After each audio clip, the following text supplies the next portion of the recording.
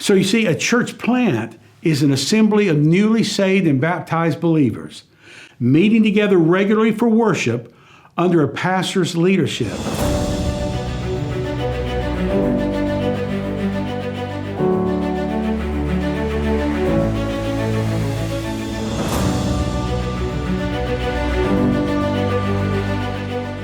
Welcome back, and today we're on lesson number 41 entitled, What is Church Planting? It's a very, very important lesson. I believe that a missionary is, or at least should be, a church planter. I think you know that by now. But some people are confused by that terminology. So let me explain. When the Great Commission was given, it was not simply to inspire believers to go worldwide to witness. As Christians, we often err by emphasizing only the opening part of Christ's command and ignoring the rest of it. Consider that the commission to go into all the world and preach the gospel is followed by a comma, not a period. In other words, the go ye segment was not a complete thought, but rather part of a complete thought. The remainder of that thought, the remainder of the verse tells us we are to baptize the converts, and indeed some teaching must take place for the new believer to understand why he should be baptized and how he is to be baptized.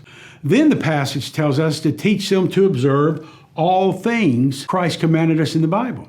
Now, how can they observe his precepts and commandments if they're not taught what they are? This teaching is where pastors come into God's plan of global dominance as found in Ephesians chapter 4. Through their shepherding and teaching, they perpetuate the churches that have been started. These local gatherings, which resulted from obedience to Christ's commission, became known as churches, which means assemblies in the Greek term. The Greeks used this to signify what we would call today a town hall meeting.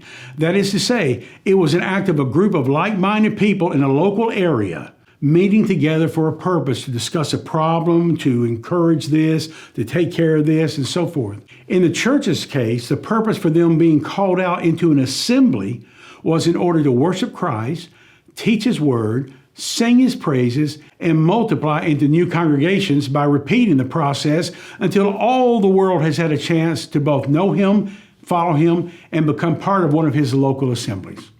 So you see, a church plant is an assembly of newly saved and baptized believers meeting together regularly for worship under a pastor's leadership. It has nothing to do with renting a facility, buying chairs, installing a PA system, printing brochures, and certainly not by announcing a startup date. That's how a corporation is started, not a church.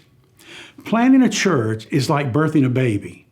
It takes love and patience, and then the baby will come when it's ready and not until then. There are still places in the United States that are void of a good congregation. Any scattered, abandoned babies already there need nourishment, as well as those waiting to hear the gospel. Are you able to start a new church? Do you know where one is needed? Are you beginning to see the genius in God's simplistic method of planting new churches? We all have our part to play.